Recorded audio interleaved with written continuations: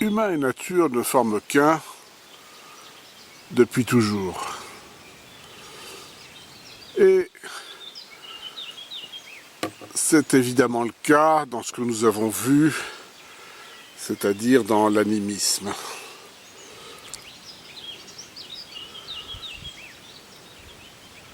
C'est le cas particulièrement chez certaines populations, comme les Bishnoi au nord de Jodhpur en Inde, près du désert, qui révèrent la nature depuis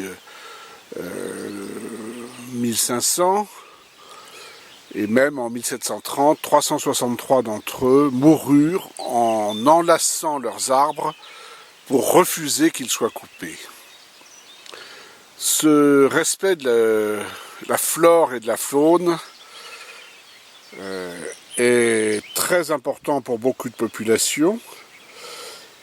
Il irrigue toute la culture populaire où les fables, les légendes imbriquent fortement, dans un sens et dans l'autre,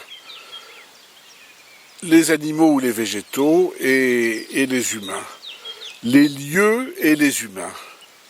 C'est ce qu'on a chez les aborigènes d'Australie, où le rêve est aussi un territoire et l'histoire de ce territoire. C'est ce qu'on a au Moyen-Âge dans le roman de Renard, où en fait les descriptions des activités humaines sont transposées dans le monde des animaux que l'on voit caricaturés, comme sont caricaturés les humains, avec ce renard malin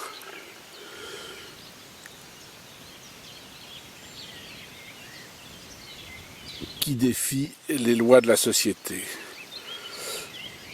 On continuera pendant longtemps dans la littérature et en images à avoir ces rapports étroits entre nature et culture.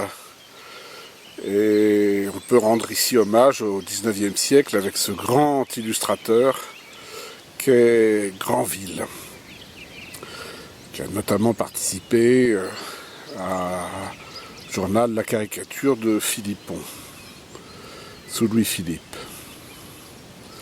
Et puis, dans ces dessinateurs célèbres et populaires, évidemment Benjamin Rabier, dont on disait qu'il faisait sourire les animaux comme personne,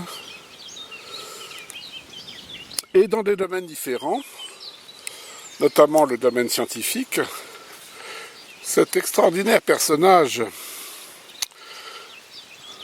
qu'est Fabre qui a passé sa vie à observer et à décrire les insectes et qui parle de l'instinct et des mœurs des insectes, c'est-à-dire qu'il essaye de comprendre les insectes à l'aune de ce qu'il sait des humains. Dans la photographie ou dans le cinéma, on a eu, outre ce qu'on a appelé les films et photographies scientifiques, on a eu également des reportages qui ont été faits avec Albert Kahn, qui a envoyé ses reporters sur tous les continents.